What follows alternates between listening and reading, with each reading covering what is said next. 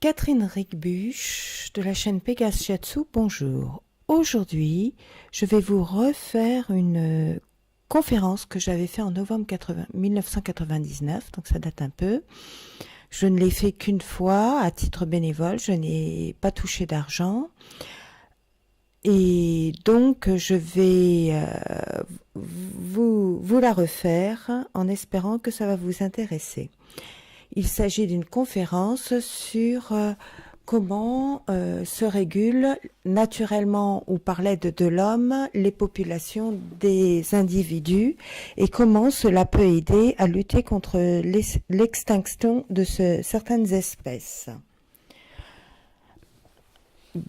Donc, je vous ai mis en fait une petite affichette là que j'ai récupérée. Il a fallu que je récupère, ça m'a pris beaucoup de temps, toutes les illustrations que j'avais faites à l'époque, qui étaient sur transparent, et je vous ai aussi récupéré un flyers qui avait été distribué, et il y avait aussi des affiches à mettre, qu'on avait mis partout dans les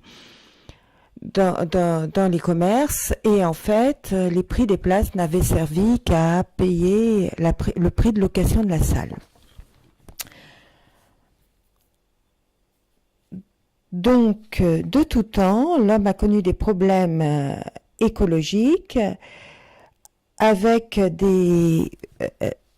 parfois des invasions causant de grands problèmes pour l'être humain ou les animaux.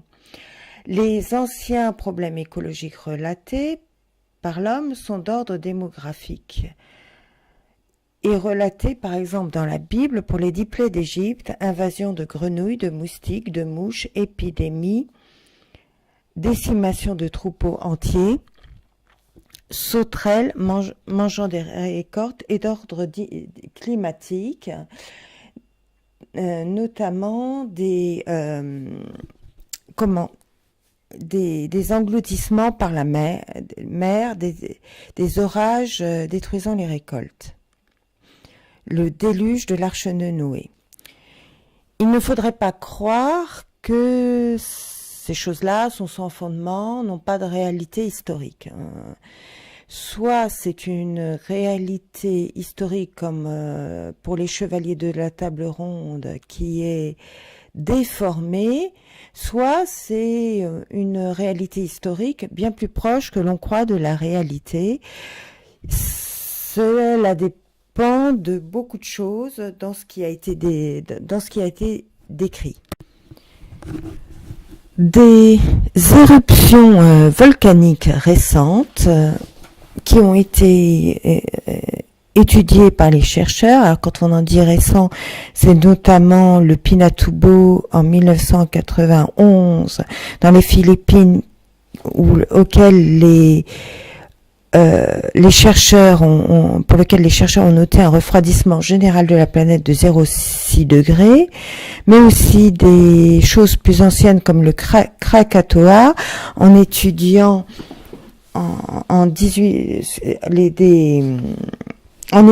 des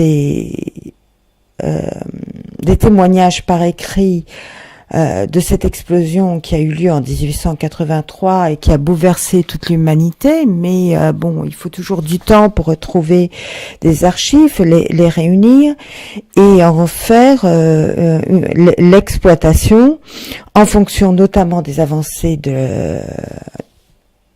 des sciences, mais pas seulement. C'est parce que parfois les archives sont perdues dans un coin, on les a laissées tomber parce qu'on les a jugées inexploitables, ou bien parce que c'est enfermé dans un héritage qui traîne quelque part et que ça n'a pas été mis à jour comme témoignage historique, parce que les gens qui le possédaient ça ne savent rien.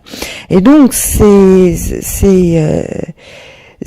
éruptions volcaniques récentes ont permis de comprendre des choses qui se sont passées bien plus tôt, d'autant plus que dans les années 70, il y a eu des recherches qui ont été faites au niveau du Groenland, des perçages de carottes dans la glace pour essayer de voir, ils se sont rendus compte qu'il y avait des traces chimiques piégées dans la glace qui permettaient de savoir ce qui était relargué à l'époque dans l'atmosphère. Et ils se sont aperçus qu'en 1259, au Groenland, il y avait un taux de sulfate de soufre anormal.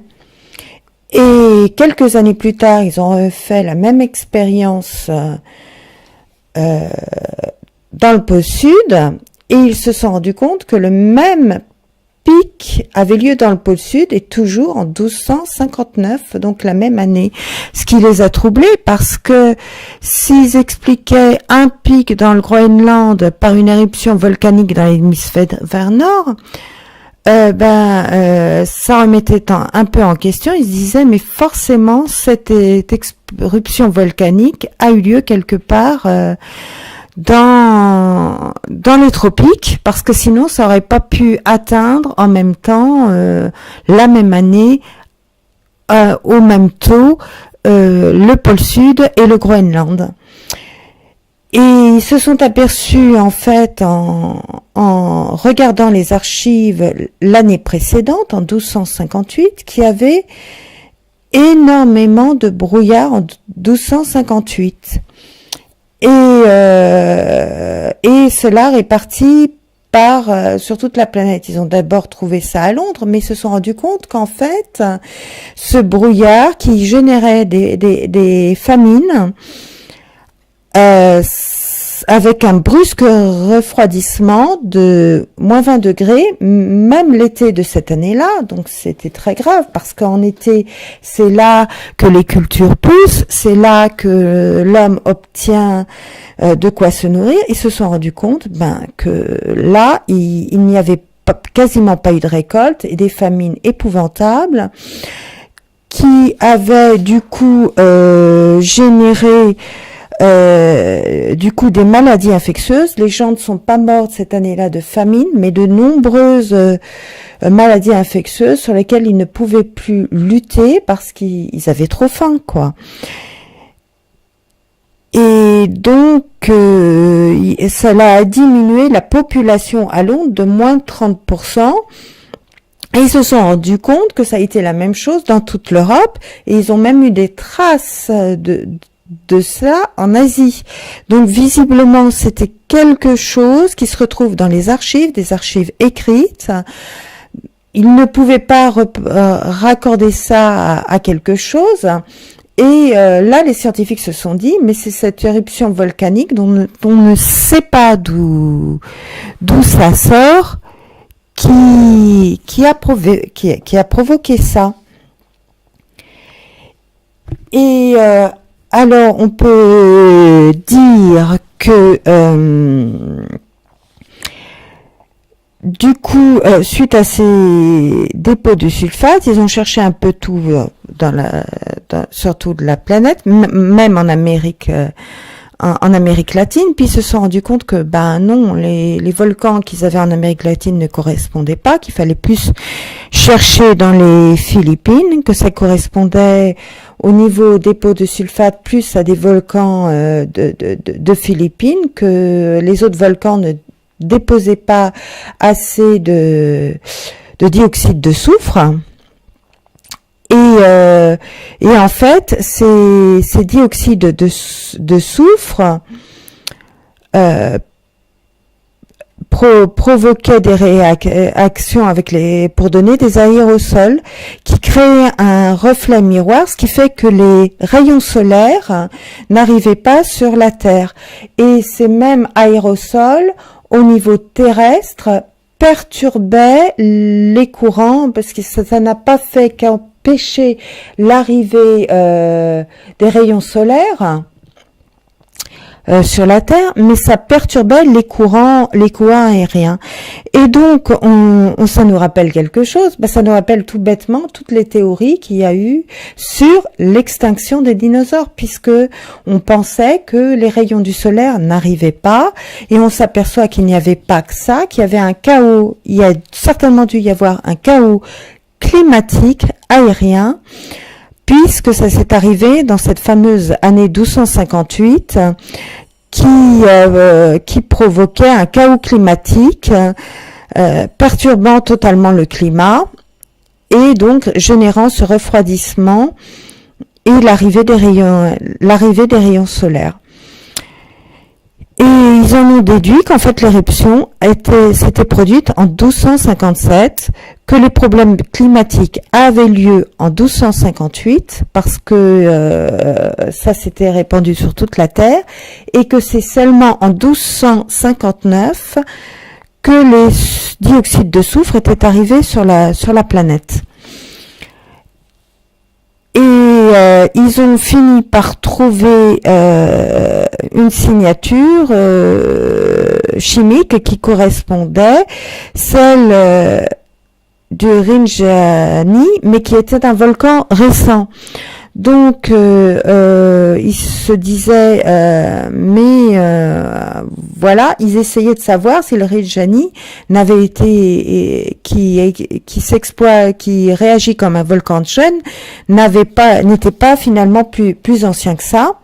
Et en fait, ils se sont rendus compte, en trouvant sur des plaquettes de bambou des archives, pas loin de là, sur une île voisine, parce que le Rinjani est sur l'île Lombok, mais il n'y avait plus d'archives, parce que tout aurait été détruit à ce moment-là. Ils se sont rendus compte qu'il y avait dans les archives un volcan du nom Samalas qu'ils ne connaissaient pas. Et ils se sont rendus compte qu'en fait, le cratère détruit, dû à une explosion, une éruption volcanique, qui avait créé l'effondrement d'un volcan ancien, donc qui n'existait plus, qui avait plus qu'un immense cratère, ce qu'ils appellent du coup une caldeira, était dû à un volcan qui s'appelait le Samalas, qui était beaucoup plus important que le Rinjani. Et il y aurait eu un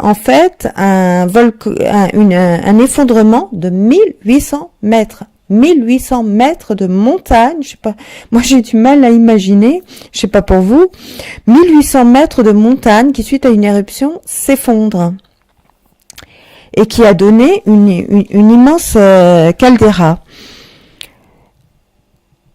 Et donc du coup on se rend compte, et ils se sont rendus compte parallèlement qu'un impact du Chicxulub, vous m'excuserez si je prononce mal, parce que ça, je l'ai retrouvé sur Wikipédia, et non pas en ayant regardé un reportage, qui était un impact de météorite, et qui pourrait correspondre à la météorite, la fameuse comète dont on a tant parlé, qui aurait une des causes, quand j'étais en fac, présumée de l'extinction des dinosaures. Et ils se sont rendus compte, en étudiant cet impact, que ça n'avait donné que le coup de grâce finalement, et que cet impact était beaucoup plus tard, un peu plus tardif qu'on ne le pensait. Donc c'était un peu plus tard que ça avait lieu, mais que l'extinction des dinosaures avait bien commencé là où on le pensait, parce que en fait c'était des fortes éruptions volcaniques en Inde qui auraient provoqué visiblement, donc on a moins de traces que pour le volcan qui aurait fait une éruption en 1257 et provoqué cette catastrophe, mais ça aide à comprendre pourquoi des traces de volcanisme en Inde auraient pu provoquer en partie l'extinction des dinosaures, et pas seulement des dinosaures, parce qu'il y avait aussi ce qu'on appelait des ammonites, là dont je vous ai fait une petite caricature du nautile vivant. Le seul rescapé de ça, c'est notre nautile moderne qui existe encore, le seul qui est à peu près l'aspect des ammonites de l'époque, et qu'on appelle avec le sélacanthe le seul poisson des temps anciens, qui correspond aux poissons des époques, qui correspond aux ammonites qui auraient disparu à peu près à cette époque. Donc c'est plus médiatique de parler des énormes dinosaures, mais il n'y a pas que ça qui a disparu. Et qu'est-ce qui s'est passé? Eh bien, on ne sait pas entièrement pourquoi, mais on a une petite idée. Les mammifères plus petits qui avaient moins besoin de nourriture, qui étaient moins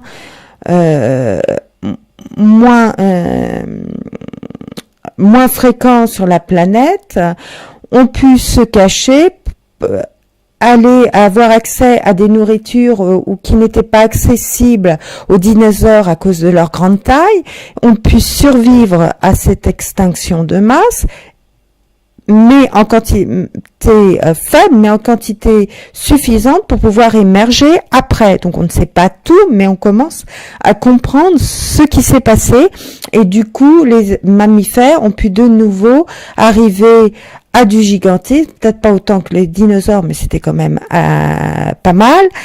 Et du coup, c'est là qu'on a pu voir les mammouths et compagnie après l'extinction des dinosaures. Et je voudrais vous parler d'une autre île, d'une autre éruption volcanique sur l'île Santorin.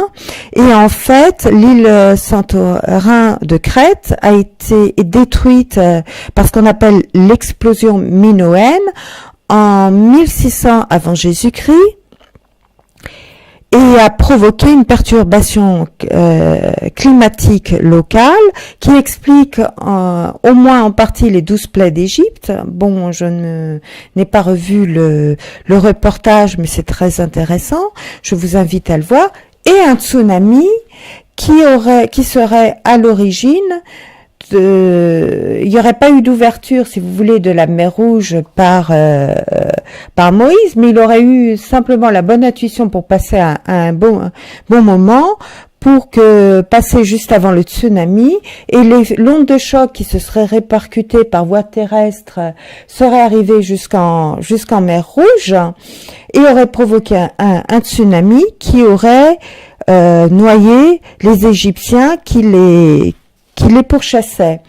Donc les Hébreux, on le sait aujourd'hui, n'ont pas construit les pyramides d'Égypte, mais peut-être qu'effectivement ils ont été esclaves, et peut-être qu'ils ont dû à un moment donné fuir, et on commence à voir des traces de tout ça, et des 12 plaies d'Égypte, je crois qu'il y en a un ou deux qui sont écrits, effectivement, reportés à peu près à cette époque-là, dans les archives égyptiennes. Même si on ne parle pas des Hébreux, il y a quand même des traces. Et c'est là que ça commence à devenir intéressant.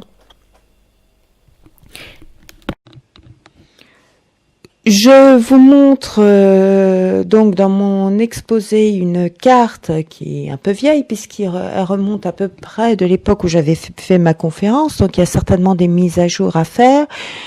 Quelques espèces qui sont plus en voie d'extinction, d'autres qui sont devenues en voie d'extinction, donc elle n'est pas à jour, qu'avait fait le WWF pour dire quelles espèces étaient en voie d'extinction. Et en fait, ces cartes sont mises à l'aide d'outils mathématiques qui sont utilisés par les écologues. C'est pas des cartes que l'on pond comme ça, pour histoire de... Non. Et c'est aussi comme ça, donc il faut arrêter de s'insurger sur les mesures de chasse qui sont prises, parce que en fait c'est les mêmes outils mathématiques qui disent aux chasseurs, qui eux-mêmes font des comptages pour participer à ces études, qui se sont investis. Donc il ne faut pas mettre tout sur le dos des chasseurs, surtout qu'il y a des problèmes climatiques qui sont dus à l'exploitation générale humaine. Et à Chambord, oui, il y a des comptages qui sont faits, et à Chambord, il y a des gendarmes. On ne peut pas rentrer dans Chambord comme ça, faire n'importe quoi. Donc, il y a eu souvent des problèmes d'extinction. On ne parle pas des problèmes de surpeuplement, parce qu'en général, ces derniers se règlent souvent d'eux-mêmes, sauf si, évidemment, il y a exploitation par l'homme d'une espèce, comme ça a été le cas pour les lapins en Australie, là, qui se sont très développés parce que du coup, plus adaptés à l'Australie que les marsupiaux en place. Nous en reparlerons un peu plus tard. Et du coup, ça a créé une compétition qui n'aurait pas dû être. Alors là, il n'y a qu'à ce moment-là où l'homme aurait mieux fait, mais ça c'est dû à l'homme, hein. Les surpeuplements naturels, parce que il y a eu une migration de masse, se règlent d'eux-mêmes, hein, je vous l'expliquerai. Et ce qui est important, c'est de régler s'intéresser à l'exploitation des populations en déficit. Et donc, c'était notamment le cas d'une petite bête bien sympathique. On croyait le furet à pattes noires éteint. Et en fait, le furet à pattes noires s'est éteint à cause de l'homme. Pas du coup à cause de problèmes climatiques, mais vraiment à cause de l'homme. Donc quand on vous dit qu'il y a des problèmes d'extinction, qu'il y a des problèmes de surexploitation par les maisons secondaires et compagnie, qui fait qu'on rase notamment là où on ne devrait pas toucher, on rase les pelouses là où on devrait laisser des prairies permanentes tranquilles de mai à août, qui fait qu'il y a une extinction de plantes qui utiles à l'homme, qui sont des plantes qui servent à l'humanité, puisque production de substances pour soigner les êtres humains, qui sont les plantes médicinales, ce n'est pas des paroles en l'air, c'est réel. Je vous invite à limiter vos maisons à ce qui est nécessaire et pas faire 2, 3, 4 maisons, hein. Je vous dis ça au passage. Donc on croyait cet animal disparu. Cet animal, mais ce qui s'est passé, c'est qu'un chien en a tué un dans un jardin. Voilà, il est arrivé dans un jardin, il a été tué par un chien accidentellement, parce que le chien, il faisait son boulot de chien, quoi. Il voit une bête qui vient sur son territoire, il le tue. Du coup, les scientifiques ont été alertés. Et comme ils ont été alertés, du coup, ils ont voulu avoir des renseignements pour essayer de sauver cette espèce qu'ils croyaient éteinte. Donc, ils ont offert des renseignements, des récompenses pour tout renseignement, des photos, et puis qui pourraient aider à la capture de cet animal vivant. Mais attention, il n'était pas question pour des particuliers d'attraper ces animaux. Non, il était question d'avoir des renseignements pour que des scientifiques participent à la capture de ces animaux pour une reproduction, une future réimplantation. Et en fait, ces animaux se nourrissaient, comme le coyote et l'aigle de Royal, d'un animal qu'on appelait le chien de prairie. Le chien de prairie, en fait, il a bon nombre de prédateurs. Il a l'aigle royal, le coyote, le blaireau, le crotal, le renard, le faucon, le lynx, la buse et le furet à pattes noires et le putois. Donc, en fait, l'homme a craint que le chien de prairie, qui consommait de l'herbe, mangeait l'herbe nécessaire au bétail.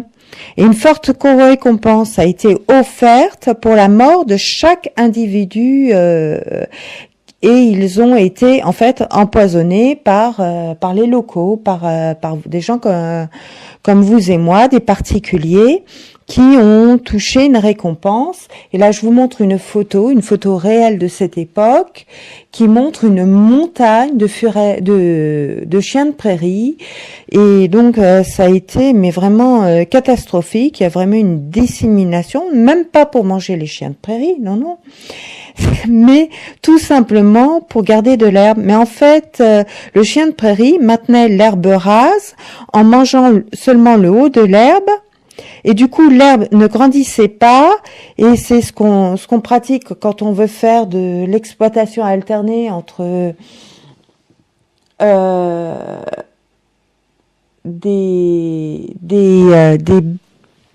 l'exploitation alternée entre des bœufs et des chevaux, ou des chevaux et des moutons. C'est-à-dire que, ne mangeant pas la même chose, sur les prairies actuelles, on alterne, et on fait parfois ça sur des réserves. Hein. On met parfois des chevaux dans des réserves naturelles. Moi, j'ai rigolé quand on a mis un mulassier du Poitevin. J'ai dit, mais un mulassier du Poitevin, il a rien de naturel. Vous auriez pu mettre autre chose, un cheval plus naturel. Ah, mais c'est ce qu'on nous a conseillé. Ben oui, on vous l'a conseillé parce que c'est un cheval qu'il faut préserver la race, mais c'est une race qui n'a rien sauf de naturel. Toujours est-il que, voilà, on met des espèces qui sont exploitées par l'homme pour maintenir ces herbages à la bonne hauteur pour que ce soit exploitable. Et en fait, quand vous maintenez l'herbe rase, elle a un potentiel un peu comme l'herbe de printemps. Hein, ceux qui ont des chevaux savent bien ça, puisque les chevaux du coup peuvent avoir une maladie. Hein, suite à une sortie trop brutale des chevaux restés au box, parce que l'herbe est trop riche, la fameuse maladie du lundi, hein, et du coup ils ont des toxines qui se créent. Donc du coup l'herbe là, elle atteint son potentiel maximal énergétique. Donc elle peut être utile pour justement la gestion du bétail. Et on offrait en fait une récompense pour la mort d'individus qui était très utile pour le bétail. Et ces chiens de prairie, en fait, qu'est-ce qu'ils faisaient? Ils suivaient les populations de bisons. Donc je vous ai mis une photo de bison, même si vous savez, mais ça permet de mettre un peu d'animation. Et donc ces chiens de prairie suivaient les populations de bisons par où ils allaient pour participer à quelque chose d'écologique et permettre aux bisons de se nourrir le plus efficacement possible. C'est ça un écosystème. Vous pouvez pas observer un individu et vous dire que vous y avez tout compris simplement parce que vous avez vu 2 ou 3 choses. C'est beaucoup plus compliqué que ça, et c'est en fait l'observation complète de l'ensemble des individus qui vous permet de comprendre comment marche cet écosystème. En fait, le chien de prairie était utile à la fois aux populations sauvages, les bisons, et aux populations de bovidés exploitées par l'homme, le bœuf. Donc même pour l'homme, ça avait un intérêt utile. Et donc comment on a su que les bisons, que les chiens de prairie suivaient les bisons? Ben simplement parce que les terriers qu'ils construisaient se déplaçaient en fonction des déplacements des bisons. C'est comme ça qu'on l'a compris.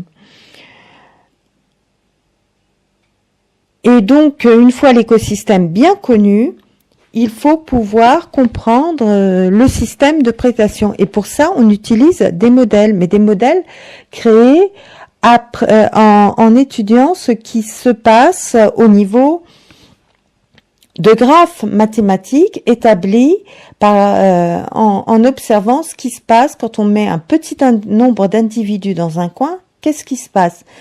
Comment varient les courbes quand l'exploitation est...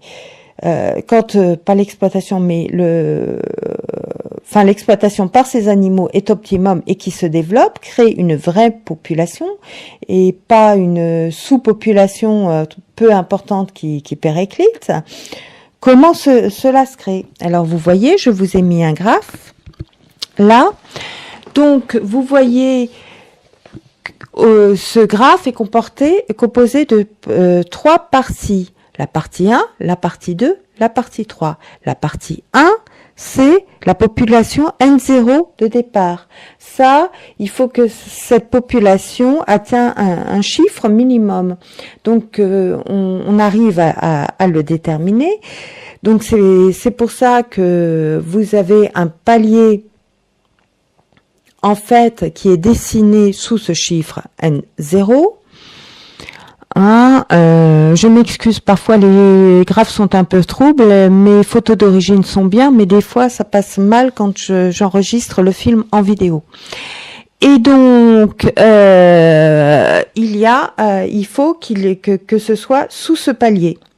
Donc ça, c'est la première partie, c'est l'espèce qui arrive à ce chiffre N0. Après, vous avez du coup une asymptote. Asymptote, c'est la croissance rapide. Donc au départ, la croissance est lente, donc il faut patienter un peu dans la première partie, là où il y a des individus, parce qu'il faut qu'ils s'acclimatent, il faut qu'ils trouvent la nourriture. Et donc, il y a une faible fécondité, tout simplement parce qu'ils sont occupés à autre chose, au fait de s'implanter. Et après, la croissance devient maximale parce que ils se sont bien implantés et comme il y a besoin de développer, la fécondation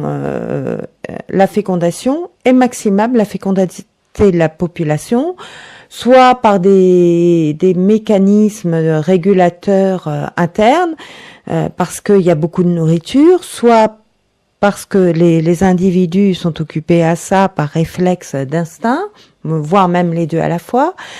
C'est maximal et donc vous avez cette asymptote. Et après, vous obtenez la troisième partie qui est un palier de la population qui correspond au maximum d'individus pouvant exploiter le milieu. Donc, ce palier dépend du milieu et spécifique à la fois du milieu et de l'espèce. Et donc, je vous ai mis une autre courbe. En fait, la même courbe, le même graphe, avec des hachures qui vous montrent en hachuré rouge l'effet de compétition intraspécifique pour l'acquisition des ressources limitées du milieu. Au-delà de cette courbe asymptotique, il y a trop de compétition, pas assez de nourriture pour chacun des individus et c'est ce qui fait que du coup la courbe ne va pas plus loin. Là, on ne parle pas du tout de prédateurs là pour le moment. Pour le moment, on est juste sur le milieu qui fait que on ne peut pas, ça c'est la limite maximale M représentée par de nouveau un M, de temps en temps on l'appelle M, de temps en temps on l'appelle pour max, de temps en temps on l'appelle K, c'est le maximum que la population peut atteindre, l'effectif maximum pour cette espèce particulière dans ce milieu particulier. Donc à chaque fois qu'on voit une espèce dans un milieu, on est obligé de refaire ces courbes pour savoir quelles sont les spécificités. On le sait bien en écologie, aucun milieu n'est équivalent en fait. Il y a toujours des variantes locales dues aux montagnes, dues au relief, dues aux perturbations climatiques, dues aux autres populations locales, qui fait que parce qu'il y a des compétitions entre herbivores. Il y a d'autres espèces donc qui sont plus ou moins déjà bien implantées, ce qui fait que vous n'avez pas le même apport d'alimentation pour pour une même espèce dans les différents milieux puisqu'il y a d'autres espèces qui sont spécifiques ou pas à ce milieu qui sont déjà sur place. Donc là, je vous montre un autre graphe. Vous voyez ce qui se passe quand la population est inférieure au minimum.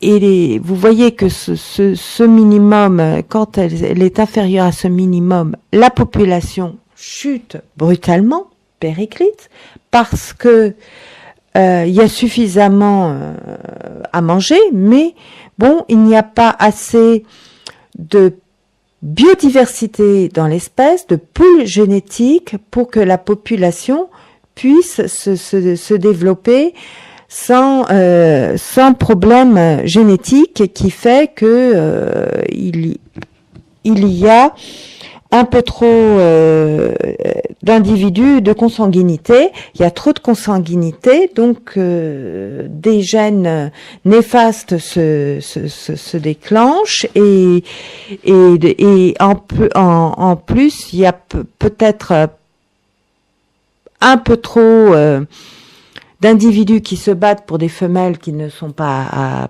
assez là, et du coup, ça fait péricliter la population.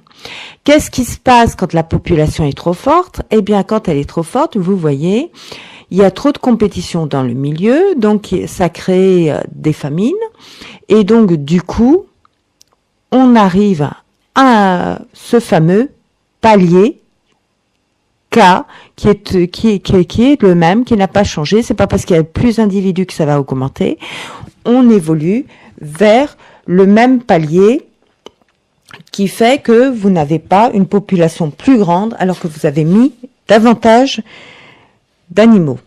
Voilà, c'est pas comme ça que ça se passe. Mais si l'on observe un peu plus longtemps, en fait, ces populations, on s'aperçoit que il y a des perturbations dans ce palier, plus ou moins grandes. Donc, si on observe ces populations pendant un temps suffisant, on s'observe qu'il y a des diminutions importantes de population. Et en fait, à quoi ça est dû? C'est dû aux épidémies exceptionnelles. C'est dû aux morts d'individus dus à la pêche, à la chasse, et des prédateurs, mais aussi de l'homme. Et donc, on obtient un graphe qui commence à fluctuer, et on commence à voir quelque chose qui évolue entre K sur 2 et K. Parce que si on descend en dessous de 2K sur 2, qui en fait correspond à la moitié, le point d'inflexion de l'asymptote, qui correspond donc à un moment où la fécondité est maximale et après ça devient minimal, eh bien, donc on commence à obtenir ces fluctuations. Et il ne faut pas que ces fluctuations deviennent trop importantes. C'est pour ça que l'homme doit réguler sa consommation. Il ne faut pas que les mesures qui sont faites par l'homme atteignent les mêmes choses que les catastrophes naturelles, qui ne sont pas si fréquentes que ça. C'est quand même pas tous les jours qu'on obtient des extinctions massives. Donc comme celle de l'ordre des dinosaures, et ce que l'on craint, c'est que l'homme soit une catastrophe qui crée des effets absolument catastrophiques, comme l'extinction des dinosaures, des ammonites et bon nombre d'autres individus, qui fait que pendant le temps que les mammifères émergent, donc que quelque chose d'autre émerge, donc les scientifiques pensent que la prochaine espèce, ce serait plus vraisemblablement les insectes. de petite taille, mais avec un gros potentiel d'adaptabilité, avec un maximum de variété, bon, le fasse avant que quelque chose d'autre puisse émerger, et de toute façon, ça créerait, entraînerait l'homme dans la mort, hein, parce qu'il s'agit de l'extinction, notamment des mammifères. Il ne s'agit pas, c'est pour ça qu'on dit que l'homme pourrait créer sa propre destruction. Il ne s'agit pas ici d'un volcan, il ne s'agit pas ici, non, ça serait il s'agit de réguler ce que fait l'homme pour que ça n'atteigne pas des catastrophes comme pourrait le faire l'homme. Donc, je vous montre un autre graphe. En fait, l'homme n'est jamais le seul prédateur et l'on peut établir des différences de fluctuation entre relations entre prédateurs et lapins. Et vous voyez sur ce graphe que la décroissance des lapins, donc périodique, diminue en fonction légèrement en avance de celle des renards et régule, c'est toujours la proie qui régule les prédateurs. Quand les lapins, les proies ont un effectif qui diminue, derrière les renards ont moins à manger et du coup, eh bien, leur effectif diminue. Alors, bon, pourquoi les lapins diminuent? Tout simplement parce que eux-mêmes ont une raison, soit une famine. Donc, c'est ce type de graphe, hein, c'est pareil pour d'autres animaux. Hein. Vous allez retrouver les mêmes pour les requins et les sardines. Donc, on sait que les populations de requins sont affamées quand les populations de sardines diminuent et que les populations de sardines, comme par exemple pendant les guerres, quand l'homme ne chasse plus parce qu'il est occupé à se faire la guerre, elle réaugmente et du coup les populations de requins réaugmentent. Donc en fait, vous avez la même régulation pour le lynx et le lièvre. Donc pour le lynx et le lièvre, ce ne sont pas des effets saisonniers, puisque ce sont des effets, c'est sur 10 ans. 10 ans que vous voyez que le lièvre variable diminue d'abord et que ça entraîne une diminution de la population de lynx. Donc c'est pas des variations saisonnières dues à des pertes saisonnières dues à la chasse humaine et la chasse humaine qui est saisonnière, qui est l'hiver, plus le froid et le manque de nourriture. Donc il faut voir, il faut vraiment examiner pour chaque individu, chaque espèce, chaque relation proie-espèce, ce qui peut faire qu'il y ait une diminution des proies qui entraîne une diminution du prédateur. Là, je vous ai mis un autre graphe. Pourquoi? Bah oui, parce que des fois, le prélèvement est faible. Le prélèvement est faible. Ce qu'on appelle prélèvement, en fait, c'est mort d'individus, soit par l'homme, soit par des phénomènes plus naturels. Et donc, ça, on a une population qui se maintient, qui se porte très bien et on peut effectivement prélever plus. Il n'y a pas de compétition, trop de compétition pour la nourriture. Il n'y a pas non plus de manque de nourriture, il n'y a pas de trop de prédateurs, donc la population peut subir, comme on est loin de cas sur 2, on est proche du maximum, peut subir des prélèvements supérieurs.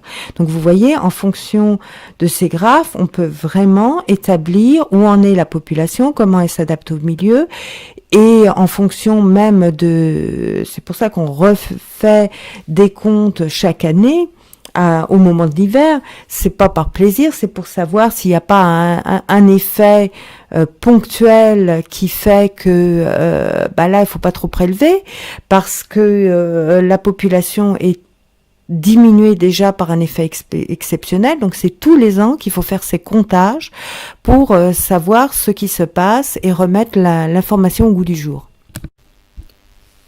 Alors avant de savoir comment on étudie le système propre-prédateur, évidemment on regarde toutes les espèces, on regarde les populations qui sont neutres, qui n'ont pas d'effet les unes sur les autres, celles qui sont en compétition pour la même nourriture, la compétition étant très intense pour le chien de prairie, pour le furet à pattes noires, le furet à pattes noires ayant une nourriture spécifique, ça a été le premier qui a été éliminé de la course, et c'est pour ça qu'on l'a cru disparu, parce que quand vous avez X prédateurs pour les mêmes individus, l'espèce qui disparaît en premier, c'est évidemment les prédateurs qui sont spécifiques de cette proie, alors que les autres prédateurs vont pouvoir se tourner vers d'autres proies. Donc je vous le signale, hein, le chien de prairie est reconnu comme espèce en voie de disparition, lui aussi, hein, même si on a toujours des individus depuis 70 et 73 par l'Utah et puis par le Mexique.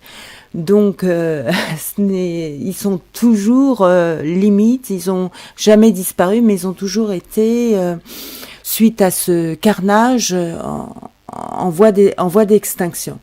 Et donc on regarde qui est en compétition pour la même nourriture, qu'elle soit végétale ou animale.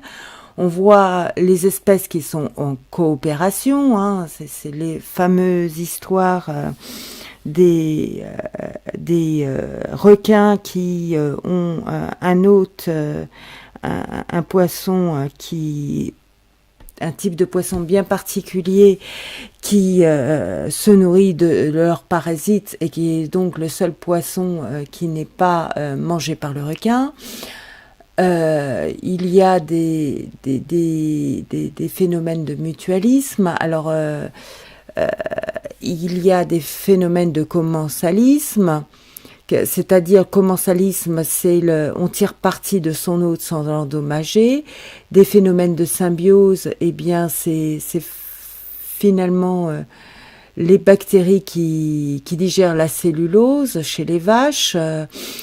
C'est aussi les bactéries qui permettent de digérer la vitamine D. Nous, on ne digère pas les vitamines, nous autres mammifères. C'est des bactéries qui sont incorporées à l'intérieur de notre organisme qui le font à notre place.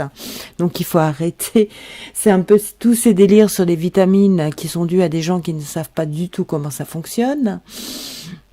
Les vitamines ne sont pas obtenues uniquement par la nourriture, mais par la digestion d'une partie de cette nourriture par des organismes qu'on a à l'intérieur de nous. Le parasitisme, c'est pareil que la symbiose, sauf que le parasite endommage l'autre mais ne le tue pas. Et on parle de prédation uniquement quand la proie est tuée, quoi. Donc on ne peut pas parler on ne parle seulement de parasitisme comme le gui sur un chêne. Le gui parasite le chêne mais sans le tuer. Et donc quand on connaît tout ça, là on peut établir ces graphes et établir qu'est-ce qui est prédation. Et donc ces graphes peuvent être faits effectivement entre lièvre et lynx, entre tout ce qui peut avoir un lien direct avec une proie et son prédateur donné. Même si le prédateur a plusieurs proies, on peut établir spécifiquement pour ces deux. Donc pour un prédateur qui a plusieurs proies, il faudra l'établir effectivement. C'est la fluctuation de ces graphes. Il faudra l'établir spécifiquement pour sa relation avec chaque proie. Voilà. C'est bien finalement parce qu'on a besoin d'un certain grand nombre d'individus avec possédant des stocks de gènes très différents d'un individu à l'autre, donc une population minimale, que des fermes génétiques ont été créées pour conserver des espèces non utilisées pour les agriculteurs. Donc c'est complètement aberrant que ce soit admis par la science et que des gens aient eu tant de mal pour essayer de préserver à titre particulier ces espèces auxquelles les scientifiques n'avaient pas toujours accès, puisque c'est des espèces anciennes, quoi. C'est le devoir de chacun de préserver la biodiversité, ces poules génétiques. Alors le problème de l'épidémie s'est présenté pour l'histoire du furet à pattes noires. On vient à notre gentil petit furet. Lorsque les scientifiques l'ont redécouvert, la maladie de Carré sévissait, parce qu'effectivement il y avait beaucoup plus de chiens qu'à l'époque où on a détruit les chiens de prairie, ce qui a induit on le voit très bien, hein, les proies diminuent, donc proies spécifiques. Il peut y avoir extinction simplement par le manque de proie. Il suffit simplement, là, moi je vous montre des graphes où on ne passe pas en dessous de la population minimale, mais si on passe en dessous de la population minimale, soit par maladie, soit par manque de proie, soit par des phénomènes climatiques exceptionnels, comme un été trop sec, sécheresse, passée de boissons pour la proie, voire même le prédateur, ou des hivers trop rigoureux, parce que bon, le prédateur est parfois plus adapté que la proie, mais pas toujours. Donc à ce moment-là, voilà, c'est une catastrophe. Donc il fallait récupérer un maximum d'individus pour dépasser ce minimum vital. Donc ils ont réussi à capturer 18 individus, 18 seulement, et se faire reproduire en captivité. Et pour que justement il n'y ait pas de problème de maladie de Carré, il a fallu que les manipuler en milieu stérile. Donc c'est pour ça que cet individu était placé en laboratoire. Il y a eu plusieurs problèmes. D'abord, il fallait un reproducteur. Ils en ont trouvé un particulièrement agressif. Il fallait que le mâle soit agressif pour pouvoir transmettre le côté agressif à sa descendance, pour que les individus puissent du coup être assez forts pour se battre dans la nature, et notamment combattre leur proie, mais aussi se défendre contre les autres prédateurs, parce qu'il pouvait y avoir des problèmes de territoire. Donc ils ont trouvé un individu appelé Scarface, qui était un mâle particulièrement agressif. Il a fallu développer aussi d'abord opérer en champ stérile, avec des précautions énormes quand il manipulait les individus, que les individus qui étaient des mammifères aient peu de contact avec l'être humain, parce que tous les gens qui s'y connaissent dans les oiseaux, parce qu'ils ont vécu avec eux, vous le diront, un oiseau, si la cage est grande. Moi, j'ai fait un stage d'une semaine de bénévolat dans un centre de sauvegarde où ils récupéraient les oiseaux blessés pour les relâcher une fois guéris. Et j'ai aussi travaillé à 15 ans bénévole pendant 2 mois dans un parc ornithologique où les oiseaux restaient sauvages, hein, ils se familiarisaient pas avec l'homme parce qu'ils étaient dans des grandes cages. Donc là, pour les oiseaux, non, il y a si vous avez de grandes cages, ils restent sauvages. Bon, ils apprennent à profiter plus ou moins de la nourriture que le donne l'homme, mais ils ne deviennent pas dangereux. Alors que oui, dans le cas des mammifères, ils peuvent perdre toute notion du danger pour eux-mêmes et toute notion du danger qu'ils peuvent représenter pour l'être humain. Et je vous assure que nourrir un petit enfant, il y a rien de plus terrible, parce que c'est un animal qui n'est pas éduqué par des gens comme le sont les gens de chevaux pour avoir conscience de sa force et ses limites, et du coup ça donne des individus dangereux. Il y a des loups qui ont été nourris par l'homme, qui ont été vraiment un problème. On n'a pas écouté les scientifiques pour pas nourrir les animaux, du coup on les a nourris. Donc du coup ça a généré des comportements, on fait peur à l'homme parce qu'on s'approche très près de l'homme, notamment des voitures, et ça se termine par des individus qui sont tués, abattus, parce que soit ayant un comportement dangereux, soit ayant un comportement dangereux pour eux-mêmes, et le bétail, parce que s'approche s'approchant trop près des maisons, des poules et ceci. Donc non, il ne faut pas nourrir les animaux. Et donc les scientifiques portaient des masques, des gants dès qu'ils manipulaient les animaux, mais surtout ils faisaient tout pour être le moins visible possible des animaux pour qu'il n'y ait pas de phénomène d'imprégnation. Il a fallu ensuite, une fois que les individus étaient nés, développer le goût des individus pour leur proie spécifique, le chien de prairie. Alors qu'est-ce qu'ils ont fait? Ils ont fait des pâtés à base de viande de chien de prairie. Donc seuls des scientifiques peuvent le faire. Pourquoi? Parce que le chien de prairie est protégé. Donc ils le font par un système de prélèvement qui ne mettent pas en danger les populations. Eux, ils ont les outils. Vous ne pouvez pas faire pour le furet à pattes noires que vous avez fait chez vous, qui va s'imprégner. Donc c'est une affaire de spécialistes. Après, le sevrage s'est fait progressivement par l'absorption de plus en plus fréquente de pâtés. D'habitude utilisé pour le bétail, on a utilisé ce qu'on pratiquait sur le bétail, puis après, on a mis davantage de chiens de prairie, on l'a habitué au goût du chien de prairie. Et puis après, il a fallu surveiller pour la remise en liberté de très près. D'abord, on a mis les individus, on les a observés en cage dans le milieu extérieur. Là, vous voyez, ils sont observés, on voit leur comportement, comment ils s'adaptent. Puis ils ont été relâchés avec un collier émetteur pour signaler leur placement. 80% d'entre eux ont été tués car la fer de taille les a fait passer pour leur proie, des chiens de prairie.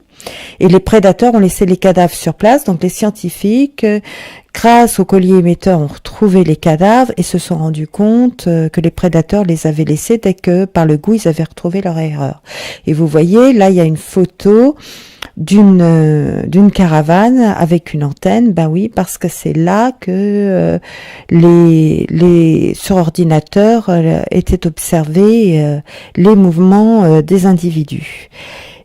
Et les furets se sont reproduits, ils ont appris à chasser tout seuls. Donc là, vous voyez la photo d'un individu qui a chassé sa proie et qui traîne sa proie. Et ils ont réussi à chasser seuls en rentrant dans des terriers où les proies étaient plus grands qu'eux, ce qui est quand même relève un défi. Donc comme quoi l'instinct est plus fort, et si vous adaptez l'individu vraiment à sa proie spécifique, au goût et à l'odeur, ils arrivent à chasser. Donc à la fin du programme, au moment où j'ai fait, suite à un reportage, cette conférence, il y avait 15 individus en liberté, et le programme pour ces 15 individus a coûté 30 millions de francs. Et ça marchait toujours à l'époque, ils en étaient contents. Cependant, 30 millions de francs, c'est très faible par rapport à ce que coûtait la destruction du chien de prairie, tout ce qu'on a dépensé pour la destruction du chien de prairie. C'est aberrant à ce point. Donc le peu d'individus ne pouvaient pas dire si le nombre était sauvé, mais quand vous allez... C'est pour ça, ça serait bien que les scientifiques reparlent de cette espèce pour nous dire où ça en est, là, parce que moi, je n'ai pas de contact. Je n'ai pas de contact parce que, je ne suis plus en contact avec le milieu de la recherche.